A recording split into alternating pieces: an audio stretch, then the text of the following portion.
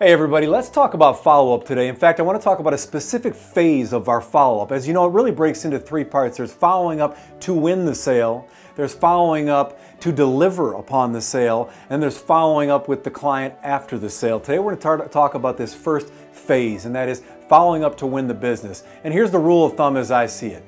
If someone or some entity has shown interest in doing business with me and my company, then I'm going to follow up until one of two eventualities occurs. Either they're going to do business with me or they're going to do business with someone else. Unless and until one of those two things occurs, I'm going to follow up forever. It's really that simple. I owe it to myself, my company, and my customer to now follow up with them forever. And the reason I want to make a point of this today is because that's not what happens all the time. What happens a lot of the time is we follow up with those clients who are the most close to making a decision, the lowest hanging fruit. And those clients that are going to take, weeks, months, years to make a decision oftentimes fall out because we get so hung up with the action of the day.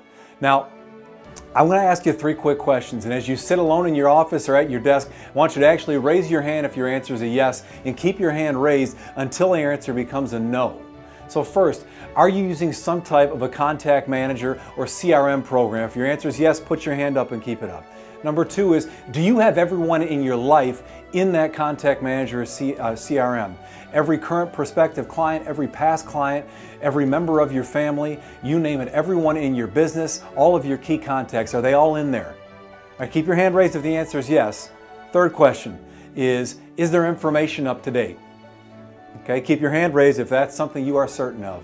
And then finally, and the last question is, do you use the calendaring function in your CRM, in your contact management program? And what I mean by that is, do you actually have all of those people who are in your CRM, in your contact manager, in your calendar? Right?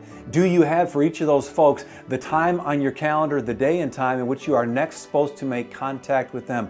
Whether it's they are part of a drip campaign that you've got going from a marketing perspective and you know going forward all the days that they're going to be touched with that, or you're supposed to call them on a day, send them an email on a day, you're going to meet them in their office on that day. What are the go forwards and how are they lined up in your calendar endlessly going forward? Both your business and your personal for that matter. All right? Because I'm here to tell you that if we don't have a contact manager CRM, that we have all these key contacts in, and that are populated in our calendars, it is impossible to follow up forever. So for those of you who said no at any point in that dialogue today, that's your takeaway. Go back to your office, sit down, and get these folks up to date. Use your calendar as a means by which you drive those relationships and make sure that no one slips through the cracks. We control our ability to follow up forever. Let's go.